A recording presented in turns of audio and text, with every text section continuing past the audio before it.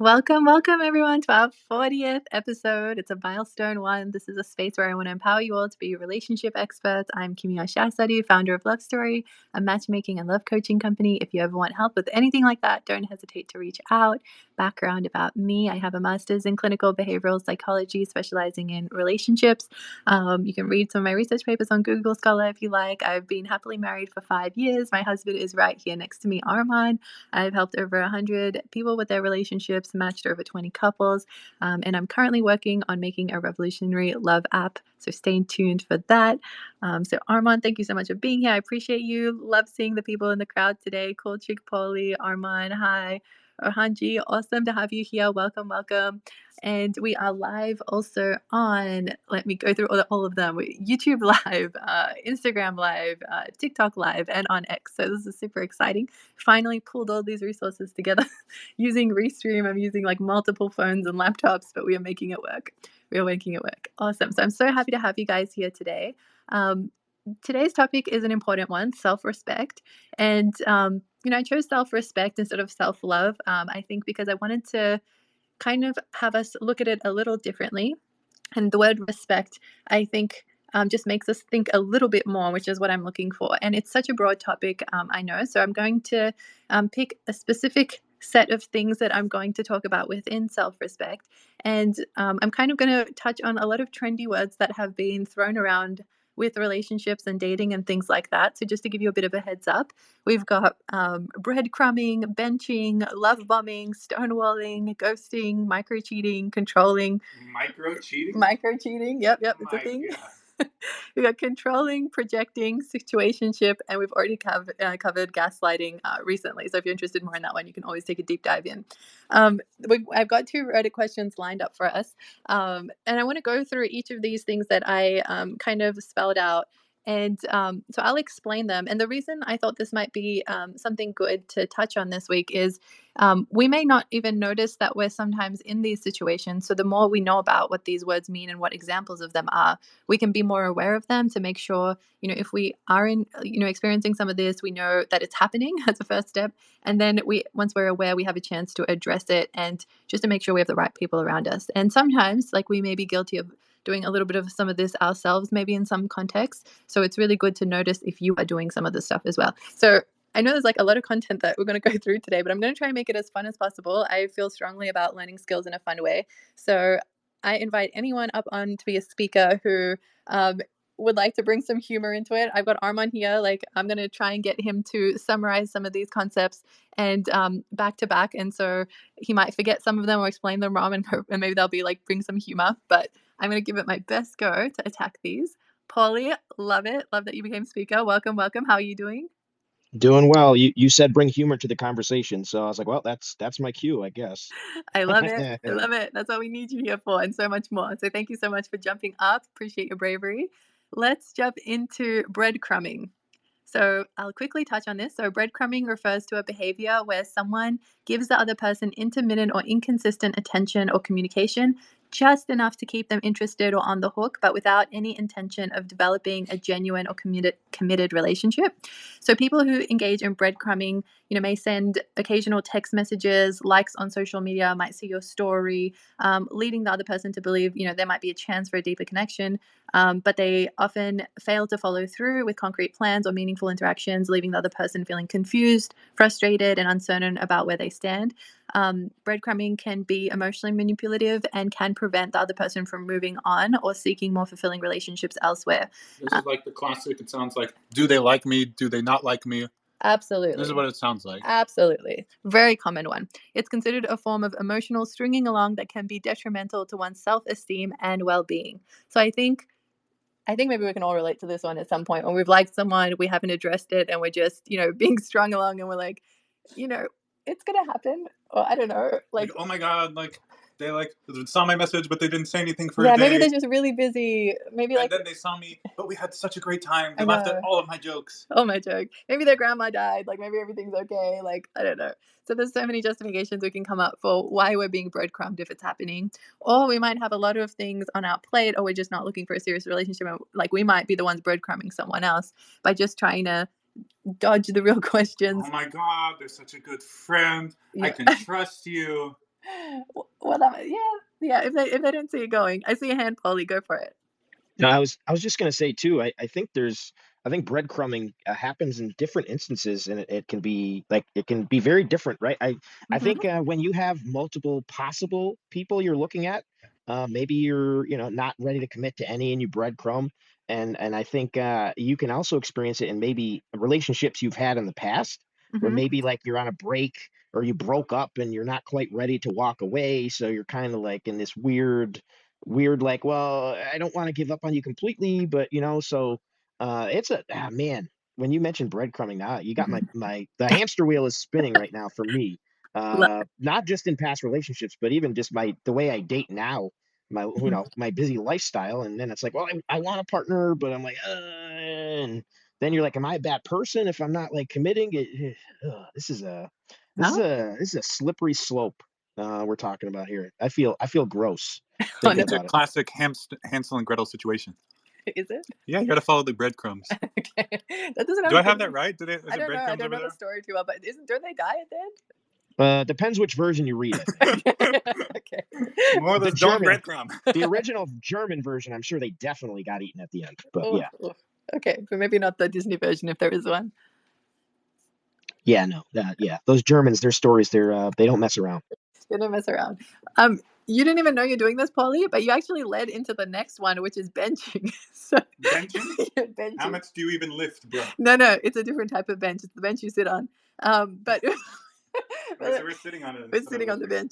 bench. But yeah, so with this one, I just want to touch on. So if we tie it into self-respect with this one, it's important if you're the one experiencing the breadcrumbing, so someone's doing it to you, it's good to just address it. No, first of all, know what you want, and then address it if you're not getting what you want. And it's okay. It's very scary, but it does the job, and you are respecting yourself as a person to have your wants and needs, which is something that's important to own, that you can want things and it's okay to ask for things. So go for it. And if you're the one doing the breadcrumbing, just try and figure out what you're looking for. You're either in, you're out, or if you're like halfway in between, just address it at the beginning. Just be like, I'm not really looking for anything serious. I'm super busy. Like, you would just be fitting into my lifestyle with no commitment.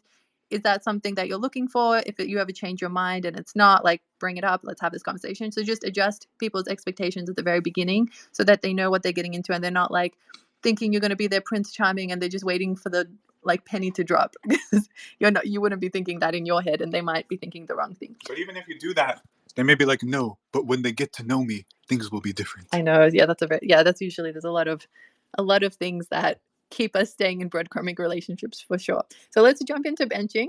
Paulie already brought up some really similar things. So benching is similar to breadcrumbing. Benching involves keeping someone on the sidelines or in reserve while pursuing another potential romantic interest. In benching, a person may maintain occasional contact or sporadic communication with someone they're dating, and they don't fully commit to the relationship or prioritize spending time together. So instead, they keep the other person on the bench, ready to be called upon if the other options don't work out and if they feel like rekindling the connection. So this behavior can leave the person being benched feeling uncertain about where they stand and frustrated by the lack of consistency or commitment from their partner. It often involves mixed signals and can be emotionally taxing for the individual who is being kept in this position. Overall, benching reflects a lack of genuine interest or investment in building a meaningful relationship with a person who is being sidelined, and it can lead to feelings of insecurity and dissatisfaction in the dating dynamic. So if you just want to think about this, like each of these is such a slippery slope, because you can easily slip into mental health issues by being benched or being benched too long or like being breadcrumbed too long. And it's so easy for our self-respect to go out the window. So many other things also go out the window, self-esteem, all these other things. And then we can question everything and think we're not unlovable. Like it's very easy to spiral out of control. So it's kind of, so the self-respect with this one that I want you guys to kind of be aware of is notice breadcrumbing, notice benching. Armand, what's the difference between benching and breadcrumbing? I mean, they seem pretty similar. Mm-hmm. Breadcrumbing seems like it seems like intention is a big difference there. Someone can like, when they're benching you, you're like, put me in the game, coach. They're like, no, you're on the bench. You're second string, Right. and they know that. I assume intentions. But with breadcrumbing, I think it's a little bit easier for that to happen, or for people to sometimes think there are breadcrumbs when there may not be. Yeah. Breadcrumbing feels more like intentional manipulation. Yeah, I Mhm. agree. You mean benching? No. Yeah, no, I think benching They're almost both B feels words. their B words are problematic. I'll tell you. I don't know. Yeah, they do feel so similar. I feel like they probably you probably could maybe consider some situations to be either. I don't know. Yeah. So I think the big differentiator for me, so they're both really similar as you highlighted, but I think the difference is benching, they have another person in mind, at least one other person. But breadcrumbing, you might just be competing with their career or their busy life or anything else. So I think benching involves another human that, you know, you're switching between, or like they're just not sure which one they like better, or none of you guys are even, they're being considered. So yeah, I think I would hold that as probably like the biggest differentiator. Awesome. Awesome. Welcome to the new people who joined. So let's jump to the next one, love bombing. So Armand, what do you think love bombing is if you just had to take a guess? Love bombing? Yeah. Oh my god. I would assume it's like there's someone else's partner that you're really into, and you just come in like a bomb on the situation and like try to hit on them or something like that. Break them up with explosives. I see. I see. Well, thank you for your guess. Please don't remember his answer because that's not what it is. Polly, I see your hand. What do you think love bombing is? If I do remember correctly, I believe love bombing is when you will intermittently hit people with overwhelming amounts of love. Ooh. And then you'll kind of go back to whatever was normal, and then eventually you hit them with a lot of love again. It's weird, like picking spots to be overly affectionate, but not being consistent with it. Okay, I feel like you're touching. I think you're His closer than answer is Armand. much. His answer is much I better hope than so. mine. I really hope I'm closer than Arma. All right, let's see. Let's see. So, love bombing is a manipulative tactic used in relationships, often at the beginning stages where one person overwhelms the other with excessive displays of affection, attention, and praise. The term originates from the idea that the person engaging in the behavior bombs their partner with love and affection. Individuals who love bomb may lavish their partner with, constant compliments, gifts, grand gestures, declarations of love, often in attempt to quickly gain their affection and loyalty.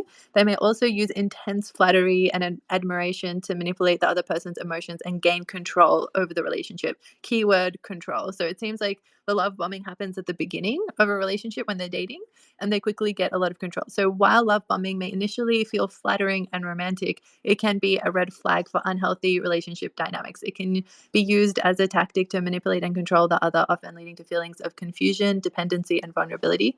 In many cases, love bombing is a precursor to more abusive and controlling behavior, as the individual engaging in it may have ulterior motives, such as gaining power, validation, or attention. It's important for individuals who experience love bombing to recognize the signs and set boundaries to protect themselves from potentially harmful relationships. So I think it's important to So know. basically, Polly was like 102% correct. So yeah, I think he was touching on this. He was saying intermittently, and I think this is more like, I feel like intermittently might be more healthy because it doesn't just go away, and maybe they just like really affectionate people. Well, maybe I can elaborate a little bit to make it Yeah, really elaborate, elaborate. 102%. I think what I was going at is, to go along with what you're saying with the Mm, manipulative angle, mhm, if maybe as you realize, maybe you're the person that's love bombing, and then you go back and then the person starts to maybe pull away, you mhm, might love bomb them again to drag them back in, right? mhm. This whole push and pull, because in relationships, there is a lot of times in unhealthy ones, especially, there's a sort of a game, right? The chase, the push pull aspect, and maybe there are times where the love bomber who stops realizes that the person that they love bombed is pulling back, and they might reinitiate the bombing sequence again. There's a lot of love bombing. Yeah, I yeah. appreciate that there's a sequence. The sequence. But Polly, in your idea of the love bombing, are they doing that to gain power or manipulate them, or are they just trying to show affection and maybe the other person is like more avoidant? Like, can you elaborate on the dynamics of like? Yeah. Mhm. So let's say you and Armand are dating, Yeah, and he love bombs you. He serenades you with his melodious singing. He reels you in, yeah, and then as you're absolutely hooked, hmm, fish on the line. He pulls back a bit, because he's like, all right, I won, I got her. yeah, And then over time, you're like, well, what happened to the loving? He's not the same hmm, guy, and he realizes that you're starting to pull away. Mhm. Then he realized, oh shoot, I gotta hit her with the love bomb I again. got a thing again. I gotta reel her in again. I guess to your point, it is a power thing, right? Because in this scenario, I feel like the person that is love bombing is probably pursuing the person more for the attention that they're going to get from that person. Mhm. So they want to hit them with love to reel them in so that they will love them. Mhm. And then, of course, you being the healthy person who understands what she deserves and what she Mhm. wants, realizes that she's not actually getting from that person what she thinks she deserves. Mhm. You start to, set boundaries, maybe pull away, realize what's not there, and then he has to correct and go back to it. This would be it's a pretty unique and specific situation. Mhm. um, Mhm. but it was more just I just wanted to break it down so that I could still be right. So you couldn't say I'm wrong. I got you. I got you. Thanks for elaborating more. So with this one, I think if we tie it into self-respect, with this one, it becomes helpful to kind of break down the healthy parts, which you were starting to get at. So if you experience love bombing, like someone is showing so much affection and then pulling away, that's something that you want to notice and address. If you really liked all the attention and stuff you were getting, and it goes away, you want to understand why it's going away, and what is their normal state of affection. So you want to have those conversations. So you don't like pulling away to show that you're upset is not healthy, because we're all in assumption alley that way. Nobody knows what's going on. You're hurting yourself more than hurting anyone else. And we don't even know what the other person's intentions are who are love bombing. I guess I don't even know if this is a great scenario, like a scenario I'm thinking in my head, but I'm imagining like someone manipulative, love bombing, a romantic interest, maybe to, I don't know, have sex with them or marry them, make them a housewife, for example, or like, and they don't really want to do that, but then they just feel like so, I don't know, infatuated by all of the love bombing that they're like more willing to do that. And then after you get what you want, you withdraw the love because it was very like you did it to be able to get something from it. And that's not your true form of being affectionate. It was used as a manipulation tactic. So I think it's important to note that some people are loving and they show it, and everyone has different ways of expressing love. But I think if you're ever noticing that the love you're receiving, has like changed or drastically changed, please don't let those things slide. You deserve to be loved, and that's part of your self-respect. And call it out when it's changing, and just have a conversation about it. They may not be manipulative. Maybe it's just we don't understand the situation and we're in assumption alley. And once we address it, we can be on the same page. But just this love bombing is a little, like a little bit in, like people that are kind of more narcissistic, have more narcissistic tendencies, maybe more likely, charismatic people may be more likely to use love bombing. Like, so just keep an eye on that. Like people that are, very awesome at the beginning and then it kind of goes away. Like, just question it. Don't just be like, oh, this is normal. Or I guess when you get in a relationship or you get married, all the love just goes away. That's not true. That is not true. So be aware of what other dynamics are going on. And just keep an eye on love bombing just in case there is manipulation or like not good things involved there. Anything anyone wants to say before we move on to stonewalling? Okay, seems like we're ready to go. Wait. It seems like the love bombing and the stone, the bomb should break the wall. I don't know. There seemed like there's some. There's some relation there. Well, maybe there is. Maybe there is.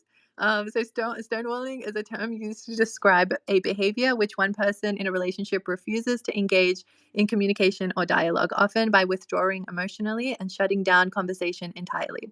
It involves blocking or avoiding discussions, questions, or attempts at resolution, typically in response to conflict or tension. When someone engages in stonewalling, these are, for example, some things that can happen. So refusing to respond to a question or comments from their partner, avoiding eye contact or physically withdrawing from the conversation, giving short, non committal answers or responses that deflect the topic at hand, actively ignoring the partner's attempts to address the issues or resolve conflicts.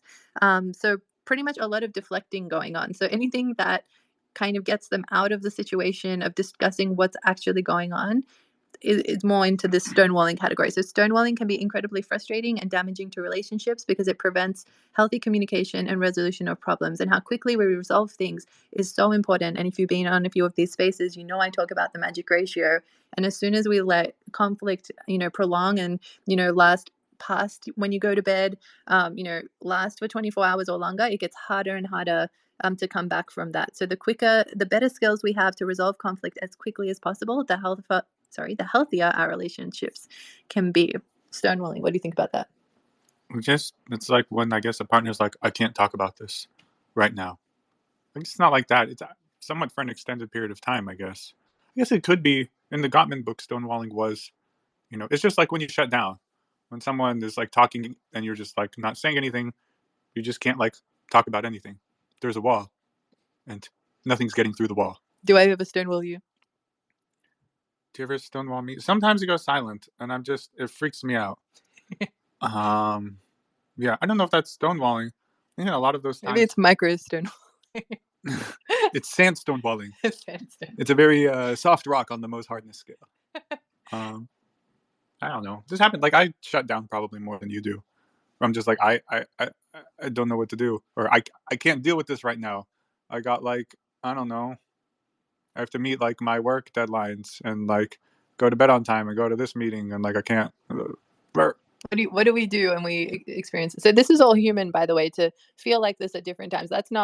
There's nothing wrong with you if you're experiencing like shutting down or your partner shutting down, but it's just like, how do you address it? So both of Armand and I can relate to feeling like this.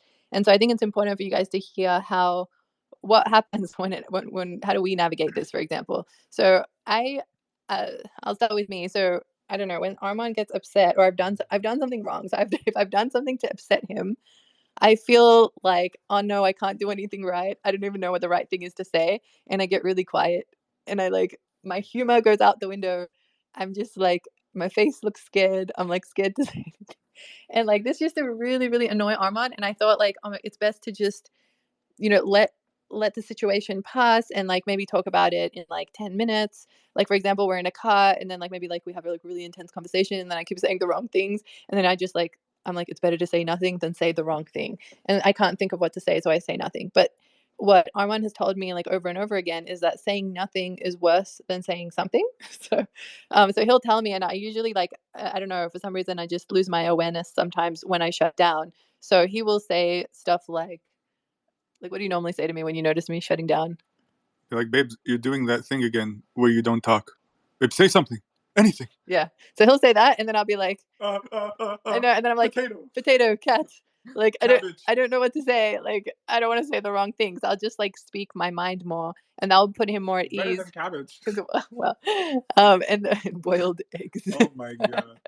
We don't boil anything in this house. Yeah, Armand doesn't like boiled things. But his parents did too much boiling. My dad used to boil sausages. You ever tried boiled sausages? Oh my gosh, yes. So wait, back on topic. Back on boiled sausages. No. I mean stonewalling. Stonewalling. Dude, the key to stonewalling, I feel, is to do something dumb. You have to explain that. You can't just tell people to do something dumb. Dude, it's like, you be like, cabbage, it's just like that. Or like sometimes, like you just like rhino That's just like pretend you're a rhino, and just like charge slowly but inexorably at the other person into their stomach. And they're like, no, what are you doing? And you just push against them with your head into their stomach. Just something dumb. Yeah. Yeah. And I think there are some marriage books that recommend Gottman. Getting naked. Okay, I don't know about that one in Gottman, but where's just like something just like anything that will break the seriousness of it and just bring some new positive energy into the conversation and just break the intensity. Because as soon as we get in a really intense mindset and our heart rate is really high, again, people that if you've come to like a bunch of sessions, like when your heart rate goes over 100 or 80, if you're healthy and really fit, then our ability to resolve conflict is less than 10%, and that's regardless of if you're right or wrong. So anything to break the intensity and just get the conversation flowing again is helpful. And even though I'm saying maybe random words like tomatoes and cats and things like that, like I feel like he doesn't hate me if he's able to laugh with me and wants me to talk. So then I feel more comfortable to say words naturally. So I think that's good. And then when Armand shuts down, like he'll say, no, he'll be like, my cup is full. I have like a deadline. I don't have the bandwidth. He might say, I have bandwidth for this, but I don't have bandwidth for like any additional thing for the rest of the day. Like, is that something that you're okay with? And then, we might negotiate a time where I'd be like, okay, I just need like 10 minutes. I just need you to like hug me and tell me everything's okay. Or I'd be like, okay, like I'll try and keep it till like tomorrow morning. Like, does that work for you? And then he might say, okay. Or like sometimes when I like bombard him with like a lot of things, he'll be like, you've just asked me to do a lot of things and like a lot of self-improvement. And it's a lot of pointers. I can't take any more pointers for like a week. Okay. And then he'll be like, is that okay with you? Like, and I'm like, okay, yeah, thanks for letting me know that I've thrown a lot of things your way. Let's just focus on the ones before I throw any new ones at you. So keeping that open communication is really important, and not to stonewall. So that's good practice. And even if you're stonewalling, you're not like a horrible person. It's okay. We all feel it sometimes. We just gotta keep closing the gap of how quickly we can resolve conflict without bottling it or getting resentful later. So like properly resolving it. Anyone else have comments on stonewalling? Yeah, stonewalling. Does anyone want to share anything? Any stories? Any comments? Sounds good. Sounds good. All right. Next one. Ghosting. Armand, do you know what this one is? Yeah, this one I know. Everyone knows what ghosting is. Maybe some people in the room don't. So ghosting is when you just, or when someone just stops contacting you. It's like they were a real person and they've now turned into a ghost. There's no contact, no communication, no anything. It's like they just disappeared. Okay, so I think there's a little more to it. So you are mostly there, but this definition that I'm going to go through adds maybe a couple of things that also get included into ghosting that maybe we won't as easily notice is happening or as signs of us heading down the ghosting aisle. So for self-respect, good to just keep an eye out for these signs and try and address things as quickly as possible. And if you are ghosted, just know they obviously don't deserve you if they've ghosted you. And the best thing you can do is move on and try and avoid people like that. So finding like patterns that maybe they had and not looking in those sorts of characteristics in the next person. So ghosting is a term used in modern dating to describe the sudden and unexpected stopping of communication from one person to another without any explanation or justification. It typically occurs after a period of interaction or dating, and the person who is ghosted is left with no closure, no understanding of why the other person has disappeared. Some examples could be abrupt disappearance, so suddenly ending all communication with someone, whether it's through text, calls, social media, in-person interactions, without giving any explanation why. So that's the one we usually think of when we think of ghosting. There's some other ones too. So ignoring messages or attempts to contact from the other person, leaving them to wonder what went wrong or if they did something to cause the sudden silence. This could even, maybe someone does that. Maybe you send a message and they just like interpret it badly and then they just like stop responding to you, and maybe like one day they respond to you back. Maybe they're breadcrumbing you, and then so they come back and then they tell you why. But if they're stonewalling you for that period of time and then coming back, like you Ghosting. oh, they're coming back. So Well, you said stonewalling. I know, stonewalling and then coming back. You mean ghosting then coming back? No. So I think, I don't know. Ghosting is more like they don't come back. They've fully ghosted you, usually. But I'm saying if you want to try and pick up signs that someone might be more likely to ghost you, it might be if they're just ignoring your messages. And then, you think like, have they ghosted me? And then they message you in like a week later and be like, oh, hey, how's it going? Some people do that. So you just want to watch out for some of these things that might result in it. And then at that point in time, if, they just like stop responding to you for a week and then come back a week later. What does the time horizon have to be for it to be considered ghosting? So this wouldn't be ghosting. This might be like a potential sign of someone that could ghost you in the future. So I think if you're experiencing something like this where you just stop hearing from someone, for example, for a week, it's okay to address it and be like, hey, like I just want to make sure I'm not being ghosted. And it kind of freaks me out like when I don't hear a response in a week. I just wanted to just clear kind of where my head is at with expectations that, when I'm interested in someone, like seriously for, a committed relationship, I would hope if they're equally interested in me, they would respond within 24 hours. And if that's kind of not where you're at, I would love to know and kind of understand where you're coming from. So you kind of, you show yourself the self-respect that you know what you want, you communicate it, and then you also ask the other person where they're at.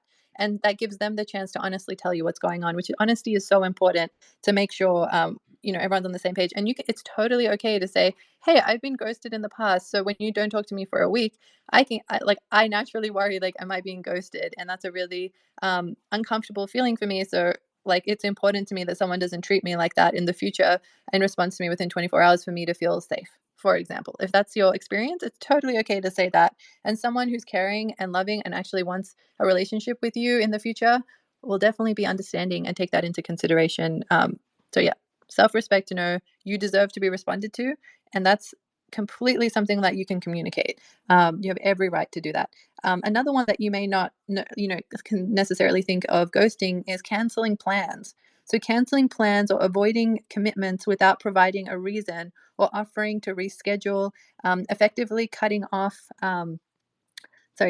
all contact and vanishing and leaving the other person hanging. Ooh, I see a request. Odin, welcome back. I know you're connecting. So great to have you, Odin. We've missed you. How? Yes, I missed this spaces too because of time difference. I couldn't attend, and I missed some. But it's good to be listening to you and learning something again. So thank you for that. So just speaking of ghosting, just wanted to ask a very quick question about this. Of course. Okay, so do you think the people who ghost have some bad character or personality? Because I want to be honest now, because before I found my significant other, I did a lot of online dating, and as a person who doesn't like, let's say, saying goodbyes or tries to avoid confrontation, sometimes it is, for me, it worked well to, just stop communication rather than hurting the other's person's feelings or just trying to explain yourself that why that won't work or why you don't want to see. Sometimes it's just easy to disappear, especially if the, let's say, the flirting or the dating didn't last very long, just a few meetings, etc. And I must admit that at that time of my life, I used that phrase, perhaps ghosting, as a way of escape to, avoid such unwanted circumstances. So, do you think it is that I showed a bad character or personality? Because sometimes I think perhaps I could be more honest and just never, just at least say some things. And because sometimes when you ghost, the other people just get more angry and just bomb you with texts, messages, etc. Then you must, erase or somehow disappear completely because of that. And had some negative experiences too, because we are living in a small world, and sometimes you face with those people in other social encounters, and probably you won't leave a good impression on that. Just you showed that way of communicating. That's the thing I wanted to ask. Thank you. No, I appreciate that. And thank you so much for your honesty. That means so much because I think it's way more common than we may think that people do ghost a lot. And it's becoming more and more common with every younger generation that comes. So ghosting is unfortunately very, very common because it's easy. It's much easier than having a direct conversation with someone. So a lot of people take the easy route, and it's very easy to also justify that this is best for everyone. It's going to avoid it and everyone will move on and everything will be okay. I think so. I don't think it's bad character. I think it's not great behavior, and I think it's important to put it on behavior. And it's another reason that it's good to talk about this, because so many people do it, is because avoiding tough conversations is something most of us want to avoid. Nobody wants to have an uncomfortable conversation. No one wants to honestly say when they're upset and upset someone else, or maybe that no one else will understand. And so these conversations are really hard. So even from the point of view of, when you're not interested in someone, no matter how short you guys have been talking, by just telling them, hey, I'm sorry, this isn't going to go anywhere. So I didn't want to waste your time, wanted to be upfront and honest. Best wishes with everything. We're not a good match. Or, the attraction wasn't strong enough for me. Best wishes. That gets us practicing being honest with someone else and communicating our feelings. So even when you're in a relationship, it will be much easier because you've practiced it before. And, some people, it's a generalization that everybody gets upset if they're ghosted, because some people may not care as much, or they might ghost themselves. So they may not get as upset as some people. But Odin, there are some people where they get so upset if they're ghosted, or they might continue loving you for 2 years. And I swear, I know people that don't move on because they are like, Odin will still come back. He'll still love me. Or he's just in the middle of something right now. And because they don't have the closure to know that it's officially over, they can still hold on. And some people, can waste so many years of their life, or just not go into another relationship because they're like, what if it works out with Odin? I don't want to ruin it with Odin. He's such a great guy. He's such a great guy, So you kind of don't know what you're dealing with on the other side. So as a general rule of thumb, even no matter how short it is, just be upfront. And one of the things that holds people back where they choose to ghost, it's more easier to ghost than actually have the conversation, is they think, oh, I have to give this detailed explanation for why I don't want to go ahead. I don't want to hurt their feelings, all of that. And, a lot of the times, especially when it's really early on and you haven't, really developed much of a relationship, it's okay to just say you're not, it's not a good match or it's not a good fit, or the attraction isn't high enough. You don't need a detailed explanation for why you're cutting things off. Just kind of giving them the heads up that this isn't working out is okay. And it's way better covering your grounds on all different types of people if you do that. Obviously, the longer you are with someone and like, if you're living with them or like, you've been boyfriend, girlfriend for like, I don't know, like a year or something, like they will probably want more of an explanation to understand what's going on for sure. So that's a bit of a more uncomfortable conversation, but that comes, again, good practice for us to have tough conversations and practice doing it. So to make sure, like, sometimes when people don't get closure, they also do crazy things. Like they might come slash your cars, like tires of your cars, sorry. And you don't even know like why you're being treated like this, or like, they'll think of ways to hurt you, and you just, it's like all you had to do was just tell them at the beginning they were not interested, for example. And again, there are some people that take it well and it's not an issue and it's quite common. But just if we were to function as a healthy society where people can move on quickly, the more closure we give them, the easier people can move on, as a general rule of thumb. I see a request for Maggie to come up and speak. I'm excited to have her on. I'm just going to let you up. Stage 5 clinger is what you're just referring to, I believe, right? Yeah. That term? They exist. Maggie, I saw you come up. Was there anything you wanted to share? Okay, maybe we'll keep her as a speaker. Anytime you want to come and speak, feel free to unmute and jump in. So yeah, canceling plans. That might be a sign of someone getting ready to ghost you, or just the vanishing act of completely disappearing without a farewell, leaving you confused, hurt, rejected.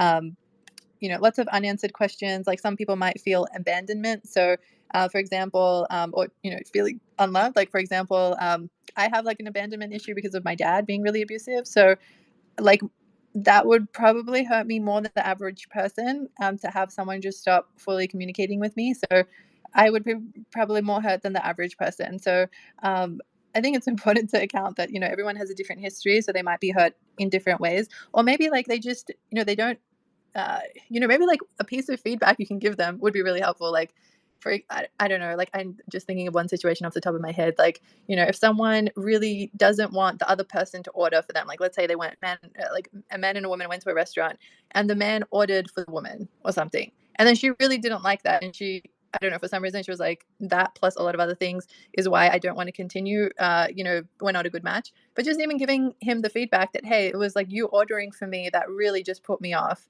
for example. Not that is everyone's situation, but that feedback might be helpful for the other person to know that, hey, there are people in the world that maybe don't like that. So even like feedback in a positive way could be helpful to the other person, in addition to just them having closure. Was there anything anyone wanted to share on this one before we move on to micro cheating? Okay, awesome. Micro cheating, Armand, what do you think that is? Micro cheating? Yep. This sounds like almost like emotional cheating or something is what it reminds me of, where it's like, hey, you're not like, you didn't physically do anything with anyone, but you're like maybe confiding or something in someone that's not your partner. Maybe your partner's making you upset and you're like, I don't know, telling another woman about it. Okay, yeah. Okay, so that's the beginning of usually emotional cheating. Oh, we got Polly's hand up. We got Melly. Awesome. Let me bring you guys up. Polly, go for it. So I heard someone say once, and it was an eye-opening thing, very profound. They said, if you wouldn't do it in front of your partner, it's cheating.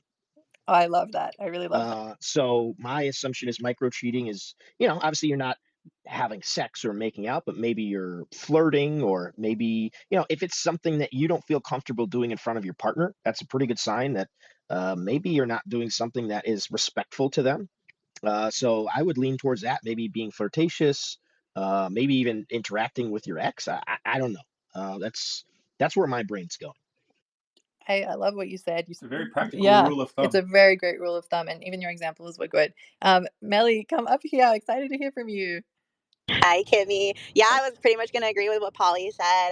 Actually, my friend yesterday, she came to me and she was talking about an issue she was having in her relationship. And it was this. She had like a coworker and they went out and had a cup of coffee and she didn't think twice about it. But because he was a male and because she didn't tell her husband that she went and got that cup of coffee, he took it as like really heavy. To him, that was a form of micro cheating. So, yeah, I think everything Polly said hit the nail on the head.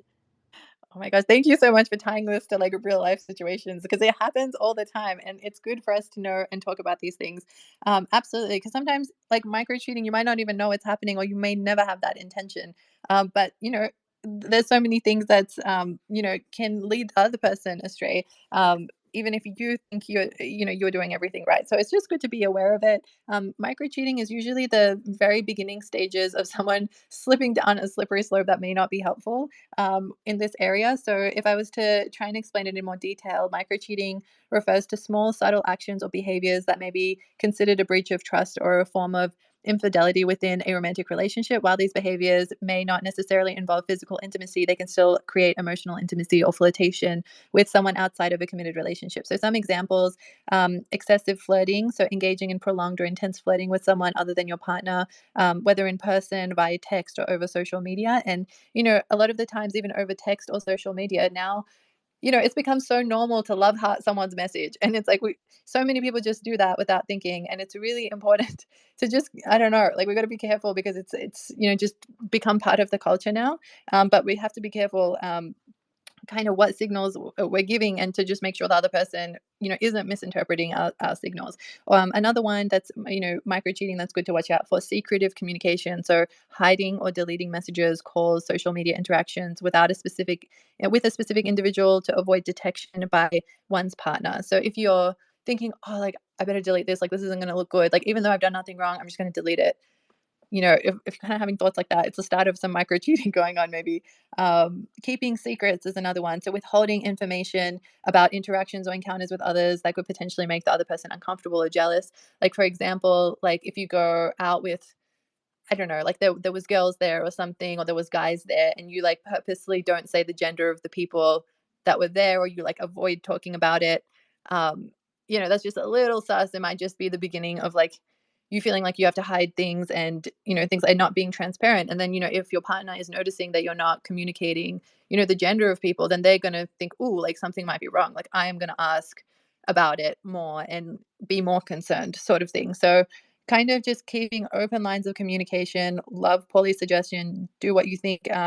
Like, if your partner was standing right there, that would still be okay. Um, Even this one you might not even think of, but comparing to others. So continuously comparing like one's partner to other people, either in appearance, behavior, or achievements, can also undermine your partner's confidence and trust in the relationship.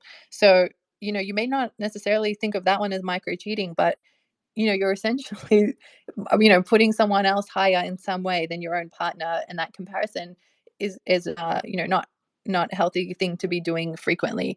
I would keep it to a minimum as much as possible. If you have an issue with your partner, just address their behavior up front. Like you don't have to compare them to someone else and be like, "Oh, I love how this guy is so funny. Like, why can't you be funny?"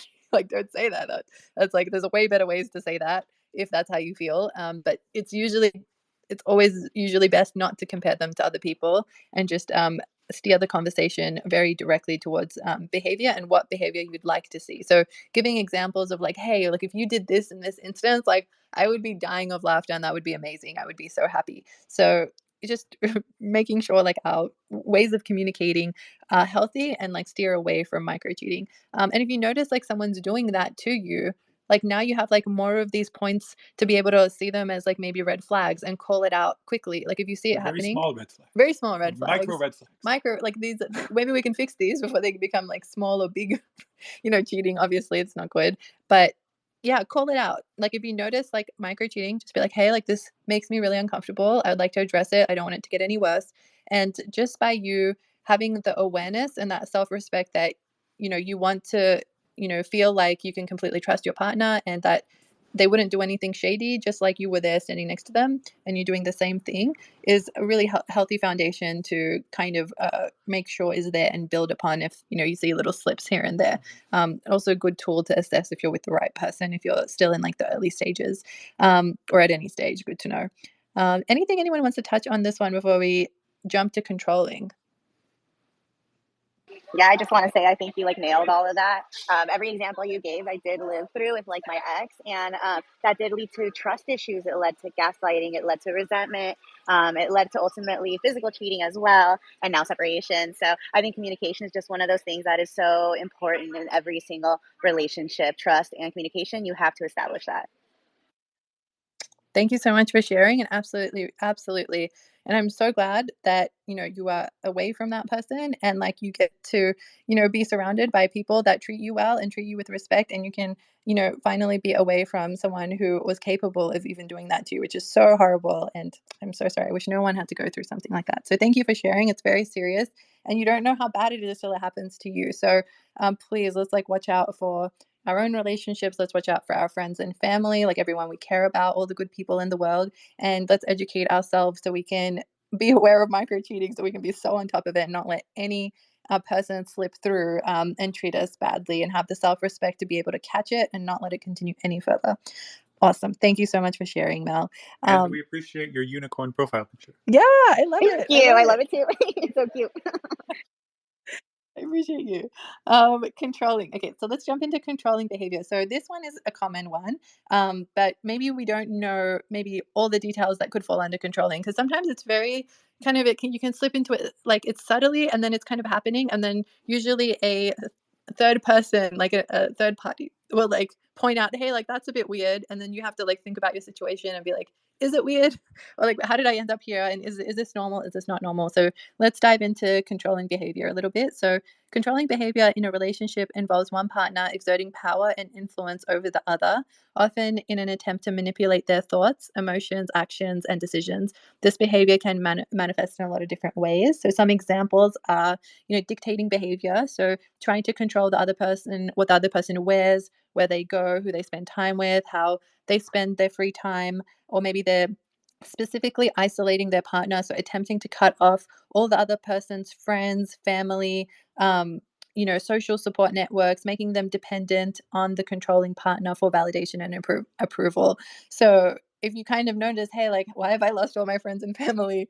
I don't know. That might be a sign. And you know, if your partner's telling you like everyone is horrible around you, like just think about that. Are they actually horrible, or maybe there's something else going on? You know, just try and assess the thing objectively, to make sure it's all good. Another one, monitoring and surveillance. So constantly checking up on the other person, monitoring their phone calls, texts, emails, social media activity, demanding, you know, explanations for their actions with others. So you know, this may happen. Like for example, if someone is micro cheating or cheating, you know, if someone suspects that stuff, naturally this stuff is going to increase. So I don't think, you know, if someone is trying to regain trust, and do the right thing, then, you know, having increased monitoring and surveillance in that context is more justified and okay, because the other person needs to regain the trust that they've lost. But just like, I don't know, like for example, Armand and I from the beginning, like we gave each other our passwords to our phones and laptops. So I remember my password though. no, I remember your laptop password, but not your phone password. It's all the numbers, and I don't know. I don't know. I just can't remember the numbers. But you know, so like, you know, we're very transparent in that way where we're completely okay. But you know, we don't have I don't know. We don't really have any reason to look in each other's. We know we can if we want to, and He like, uses an iPhone. well, yeah, he's a bit racist against iPhones, and so, and I'm a bit like confused how to use the Android. So, you know, yeah, but there's a little bit of friction there. But he's a computer science student at PhD, so I feel like he can figure it out. So shots fired. But also, like, I should be able to navigate an Android, you know.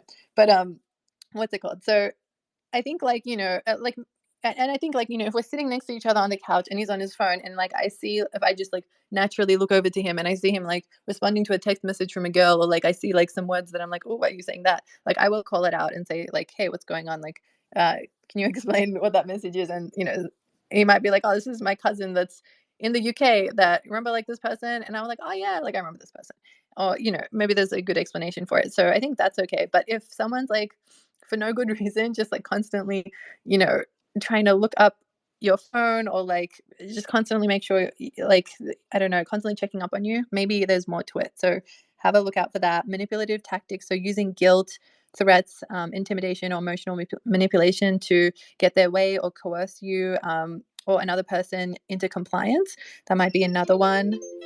Ooh, I don't know what that is. Give me a second.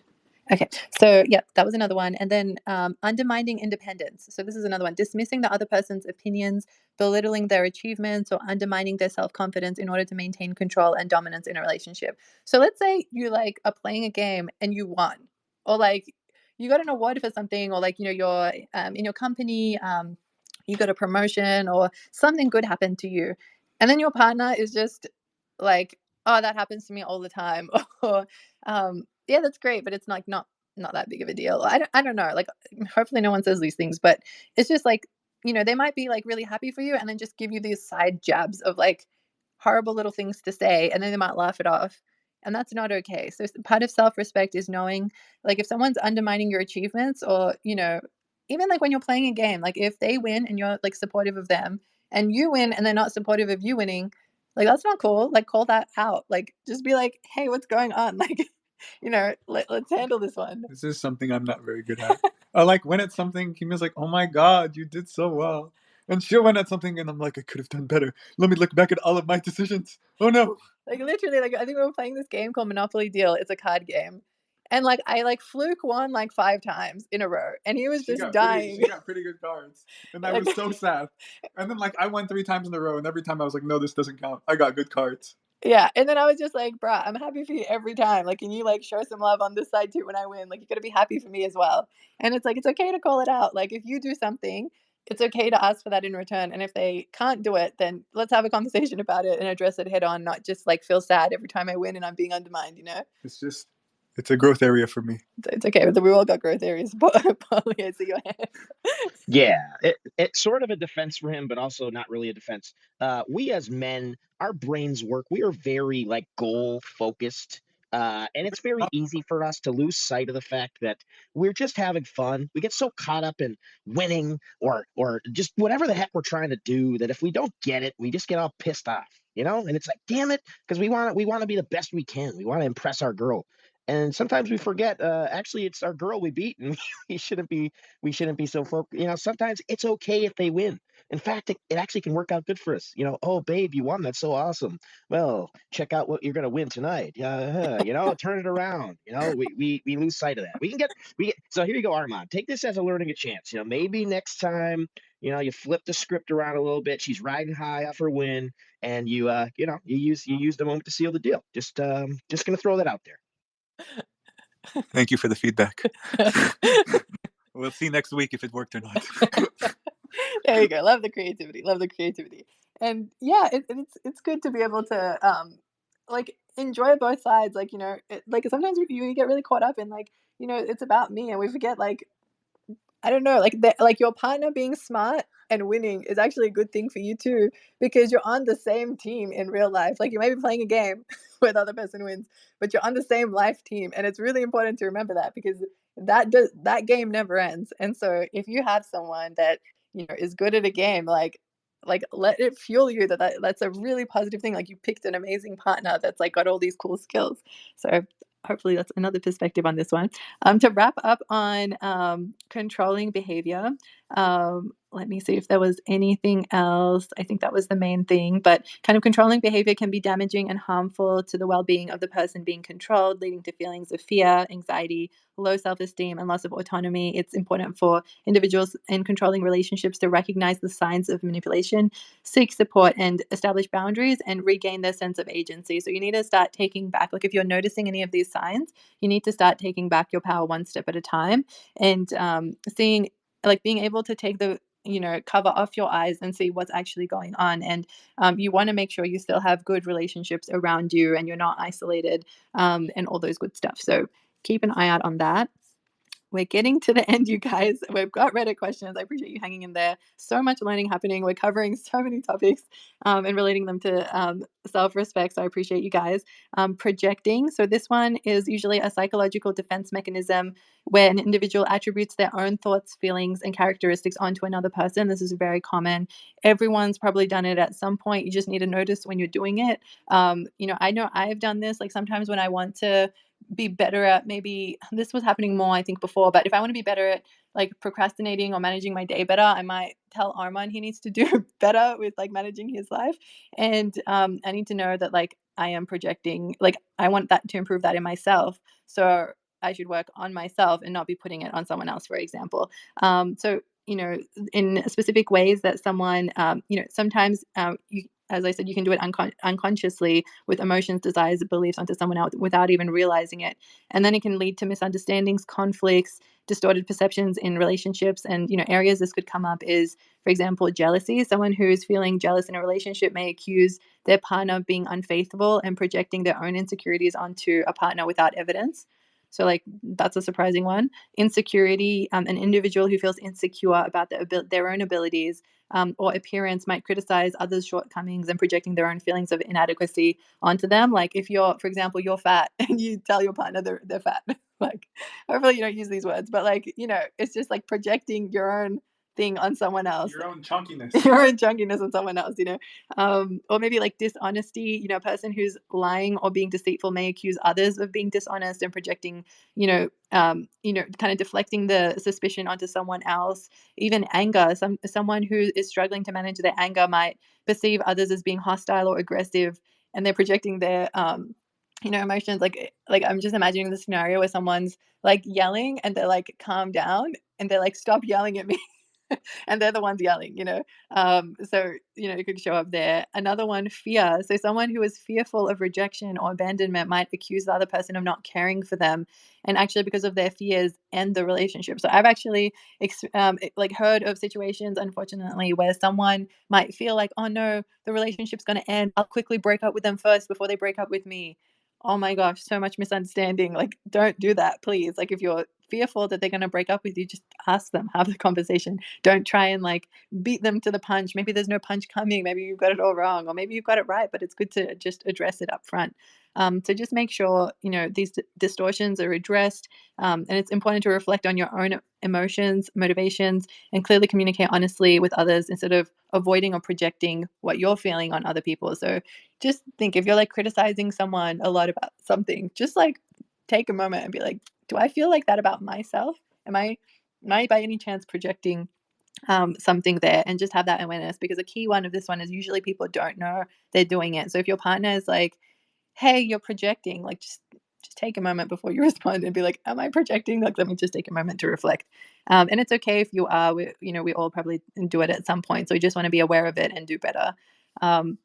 Like the most, more and more with every generation that passes, because they seem to avoid, hard conversations more and more. Another area is situationships. So I don't know if you've heard this word before, but not relationship, situationship. And so what that means is it's a term to describe a romantic or sexual relationship that lacks clear definitions, commitment, or labels. And it's a relationship dynamic that falls somewhere between casual dating and a committed relationship. And in a situationship, the individuals involved may spend time together, share emotional intimacy, and engage in physical intimacy, but without the level of commitment or exclusivity typically associated with traditional relationships. So some examples of this that we might identify with is if you've experienced kind of ambiguity. There's often ambiguity or uncertainty about the nature of the status of the relationship. Neither party has explicitly defined the relationship or committed to exclusivity. So, it's like if you think someone asks you about like who you're dating or who you're with, and then you like stall or don't know what to say, or if you're with them in person and they're like, oh, who's that? And then you just don't know what to say. It's my friend. It's my friend. And then the other person's upset and you're upset and you're just like, why did I say that? And I don't know. Or maybe like you're like, this is not anything more than a friend, or, whatever it is. There's just ambiguity involved about, are you like pursuing something casual or serious? And is there like, are you guys talking to other people or not? So sometimes when people just don't define if they're exclusive or not, does that mean that one person can talk to other girls or other boys? Is that okay or not okay? And usually if they don't talk about it, it's so easy to do the wrong thing. And then the other person can think, you don't even love me, so I'm just going to treat you as a friend, and then just like, I don't know, things spiral out of control. So ambiguity, assumption alley, just get out of it, just have these conversations. It's fine. You'll figure it out. You'll be okay. Know what you want and have the chats. Lack of clarity again. So, expectations, boundaries, future trajectory, all these things are unclear. You don't know where the other person stands. It might be temporary or casual in nature. Like maybe someone is going, like just the other day, I heard of a situation where, someone came from Japan and they were dating, and like the guy got her, like her birthday came up, and he literally like did the most extravagant things for her. Now I'm thinking of love bombing, but anyways, he went all out for her birthday. And he really like was serious about her. And then kind of his birthday came along recently, and she literally did nothing for his birthday, and he got so hurt. Obviously, it's good to have these chats before your birthday comes up, especially in the first year of your relationship, to make sure you know the level of like what the other person's going to do for your birthday. But it was like he was just waiting, and it was just like, oh, maybe it's a surprise, until the last day. He was like, she's got something planned, and Maybe next year. poor thing, maybe next year. But yeah, nothing happened. Like not even a dinner, not even a cake. I didn't even know if he got a happy birthday. So, and Oh obviously, my I God. know it was. Not even a happy birthday. You know what? I actually don't know in Japan if like I don't know if birthdays are just not a thing over there. Like maybe it's a culture. It's probably not. Obviously, if someone does a lot for your birthday, you would think, their birthday should also be special. Oh my But like, God. I don't know. Have these conversations, please. You don't want to be in these unfortunate situations where you've like, spent so much money and thinking it's something solid and it's really not. What else? Emotional intimacy. So despite lack of commitment, you may still have, a sexual relationship, or a really supportive one, or a companionship, or, you guys always like validate each other, and you might think, oh my gosh, this is like a really loving relationship. But you guys haven't talked about it, and maybe the other person doesn't feel the same way. You just don't know till you have the conversation. So all of those things, the intensity of it might be there, the care might be there, but it's just all ambiguous, and you have no idea what's going on because you have a lack of clarity on commitment and where the other person's going and what they think of you honestly. So just communicate honestly and navigate what is going on, what your expectations are, to be able to move forward. Gaslighting, we definitely covered this in the last couple of weeks. So if you're interested in that one, we did a whole session on it. It's essentially, I think Mel touched on it too. It's pretty much a form of psychological manipulation where one person seeks to undermine the other person's perception of reality, memory, sanity, usually. So, oh, you must be crazy. That never happened. Oh, your memory is so bad. And they know it happened, but they are just making you really doubt yourself. And it's so harmful because you can think you're going crazy, but you can be absolutely right, and they are literally just making you crazy on purpose. So this one, really important to watch out for. So denial and dismissal. If they're distorting your reality, they're shifting blame. So let's say you communicate that you're upset about something, and as soon as you say you're upset about something, they get upset. And it's like, what just happened? I started communicating I'm upset, and then it became about the other person. And it's like you never get to be able to like say you're upset because they're constantly shifting the blame. So, or minimalizing, what you're going through. So many of these little things, watch out for it. So well done. I want to congratulate every single person listening, tuning in. You guys made it through all of these different kind of trendy new words that are coming out, some, old school ones that are still around, and, self-respect to know what these signs are, and knowing that you have every right to, communicate and stand your ground with whatever you're looking for and have these honest chats. And it's okay if you experience doing some of the stuff yourself. We can all improve. None of us are perfect in this room or anywhere on earth. We all make mistakes. So we all have areas of growth, like Armand said, including me. And I point them out whenever it's my areas too. So it's okay, but we just want to get better, and we want to make the world as loving of a place as we can by, having healthy relationships. So 2 Reddit questions as promised. They're short ones, which is good. The title of this one is, there's a 32-year-old man and a 26-year-old female. So the title is Guy actually into me, or is he just breadcrumbing me? So so She used the word. she did use the word. She did Which use the I word. appreciate. She did. So it says, for context, I have really bad relationship PTSD from multiple relationships that were toxic and abusive. Getting back into dating after a lot of therapy and healing has left me realizing that dating normal guys who are not manipulative narcissists leave me at a loss constantly because I have zero experience dating normal people. So this dude I've been talking to sends me a good morning text almost daily, seemingly always interested in my day-to-day, will say good night frequently too. However, he cancelled a date. I figured he was no longer interested, so I laid off the texting and whatnot, the daily good morning text and good night text, and the combo in between. I never texted him at night. He always seems interested in my day and sends seemingly thoughtful replies. Yet I can't shake this unspeakable feeling that he's just not into me. That he's breadcrumbing me. I literally have sent voice memos and selfies and even flirted. He responds positively, but I always feel like it's a flat rejection. Am I crazy? Is this just my PTSD sabotaging me, causing this guy? Because this guy isn't love bombing me. Like my brain is just. Use the word love bomb I too. I know. It's all happening. My God. It's all happening. Like my brain is just undergoing whiplash every day. Okay. So, and she did provide clarity when he canceled the date. She did find a way to follow up with him. Good lines of open communication, which is good. And he said he was sick. And of course, I said I hoped he'll feel better soon and to take it easy. And then said to let me know when he wants to reschedule for a date. That was over a week ago. So, what do we think? Is this breadcrumbing or not? No. So I'm gonna get thumbs down. Not breadcrumbing. Anyone want to explain this one a little more if you have a friend coming to you with this problem and you are trying to be the best empowered relationship expert to advise them? Armand, what do you think?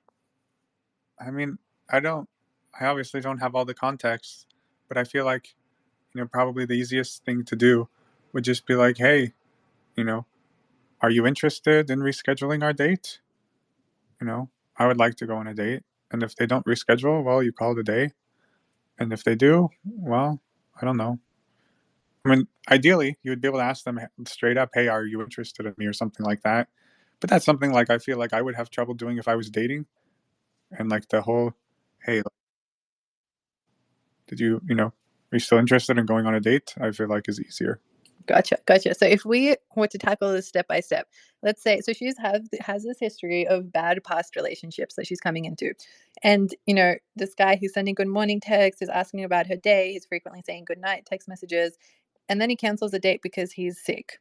He's sick. Yeah, okay, quotation marks sick, or maybe actually sick. We don't know. So let's say he says he's sick. Immediately after he cancels the date, she thinks that she's being breadcrumbed. Is that fair or not?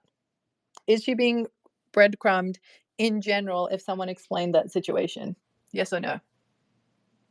I'll go with Odin. No. Yes, good. Odin is on the money. So no, normally if someone cancels because they're sick, we wouldn't automatically think they're breadcrumbing us. They might actually be sick. And we need to understand why we say explain they're sick. Now the follow-up. We So need test results. That's what we we need. need to not be in assumptionality. So we have these chats, and what the thing that she did, which perpetuated this problem to take longer, is that she withdrew herself. So as soon as he canceled, she stopped messaging back, which is so confusing. Like whenever stuff like this happens, where people just decide to withdraw because they think the other person's not interested, this is projecting. So she thinks he is not interested in her, so she's pretending like she's not interested in him. So notice that we do that very commonly, and it's not healthy. So if you notice you like the other person and you are concerned that they canceled, maybe they're breadcrumbing you, you're not sure. Normal people just getting sick is usually normal. You can address it and say something like, all good. Just I hope you feel better. I'll check in on you tomorrow. I can check in on how you're feeling tomorrow, and then ask like when you feel comfortable rescheduling. Like an important thing is not only communicating like what you want, but putting a time frame to it. And most people miss the time frame, so you always get left in limbo where you don't know how many days to wait. You don't know what's normal, what's not normal, and you're overthinking it. So just you can always communicate that, hey, like if you're interested, I'd love to hear a rescheduled date and time in the next 24 hours. If you're interested, saying something like that just opens the conversation to, hey, now you've put a timeline with when you expect a response. And if it doesn't happen, then you can, follow up and be like, hey, just double checking. I didn't hear back from you in 24 hours. Following up, totally okay if you're not interested. I am interested. So I just want to make sure we're on the same page. If you wanted to take this seriously and go on another date, whatever it is that you're feeling, just communicate it instead of just letting it drag out for ages. And then because that really takes a toll on your mental health, and the self-respect that we're carrying throughout this whole conversation is knowing what you want, communicating it, and not letting these things drag out so it's affecting your mental health, because these things pile up. And it can feel like, why is there no good men or women around me? And it's because you keep putting yourself in these situations and be in limbo and not address the actual things, and don't let people treat you like that. So it's very important in self-respect to be able to, take control of the situation and not let people get away with just being half in, half out if you want to go all in. Like, you're either all in or you move on if that's what you want, but you still be open to having the conversation and never assume you know what the other person is feeling until you actually ask them. So that's why I wouldn't say in general this is breadcrumbing, because she confused the situation by withdrawing, which, if he was actually sick, we don't know. And then like he didn't reschedule yet. And this is just one big mess. Let's just address it head on. So last one for today, we actually have an outcome of this one with an update. So that's always good, where we can actually know what happened in the end on these Reddit questions and we're not just guessing. So the title on this one is also calling someone out for breadcrumbing. And the background on this one is, I've been seeing this guy for the past 3 months. For the first month, we would hang out and have sex at least once a week and hang out and whatnot.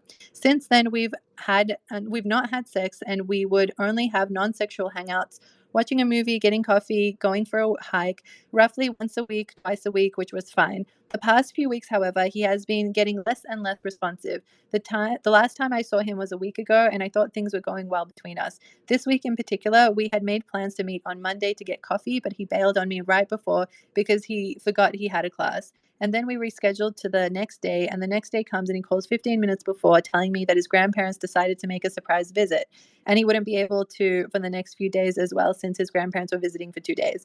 Friday comes and he's too busy on Saturday, and he has plans for the whole day. And when I asked about Sunday, he said he might be driving his friend somewhere.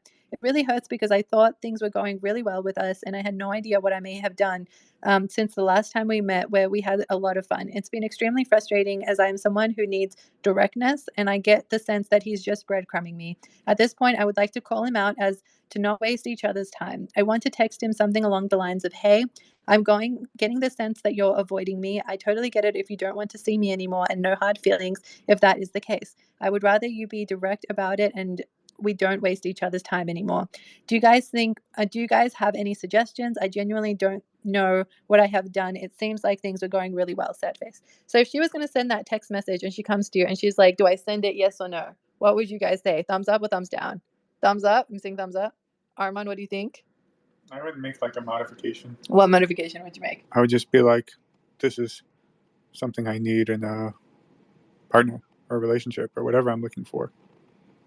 And then I would hit send. Okay. Yeah. So I would also say send it. Absolutely. So she did send it, thank goodness. She followed some direct non-assumption ally behavior, which is great. And the update she gave everyone was, so I ended up sending the text, and he wrote back a really long message basically telling me he truly was busy and that he wasn't trying to avoid me. He's really busy with all his classes, and apologized if it made me feel like I was on the back burner. However, he did also tell me that he has been on a depression slump and doesn't want to hold me back if I'm looking for something romantic or sex-based. Sad face. But yeah, from now on, he'll tell me when he is free. Kind of hurts because I liked him a lot, but I'm glad I was able to clear things up immediately. Seems like he's emotionally unavailable right now. Goddamn, chip off the old loaf. There you go. So, some people are going through their mental health issues and they're not all in. And so, they're kind of unavailable and they're just here for whenever they're free. And it's so good to know that, because then you can have the self-respect to decide, what do you want to do now with this information? You are armed with the information, and that's so valuable. So you want to ask the horse from the horse's mouth, like, what is going on for real? You can talk with your girlfriends or your guy friends for 2 days about what's going on, and you will never know until you ask them directly. And I'm always an advocate of asking people directly, because even as a psychologist, even though I'm specialized in assessing behavior and things like that, you never know what someone's really going through until you ask them. We can make educated guesses, but we never know for sure. So always be direct, ask, and then you are empowered to be able to make a decision with now the knowledge you have. You can make good choices. So yes, thankfully this woman did send the text, did find out an honest answer, and then now is so much better off knowing what she wants to do with her life, knowing what she wants. So that's it for today. We always do the most valuable floor member of the night. And I feel like today, it was a close one between, Paulie, you always get these, but Mel and Odin. It was a close call, and I think we have to give it to Odin because we're so happy to have him back after all of this time, with all the time difference and everything. So, and you came up to speak first, and we really, really appreciate you, and you were so honest, and that means so much to us because we can all relate to honesty. So, thank you so, so much. You are the most valuable floor member for today. And I appreciate you all being here. We'll be on same time next week as always.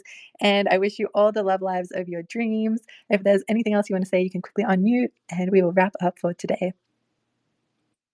I'll definitely say if any of you guys practice gratitude this Saturday, Kimmy and I and our friend Chris from Wild Guardians will be hosting a mental health space, showing people ways to practice gratitude, different rituals, what gratitude means to you. So we'd love to have any of you guys come up if you'd like to talk about it.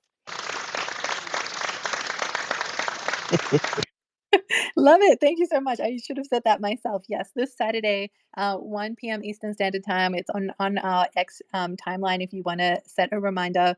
We do these monthly sessions where we tackle like one new topic every month, and they're not relationship related. Usually, they're more general, and I think it's really good for everyone's mental health that we all band together. We get really honest with mental health, and we show that people aren't alone. We can all relate to this stuff, and how can we support each other the best way we can. So thank you, Mel, for coming up. I appreciate that. So true, so important. So would love to see you there if you can join.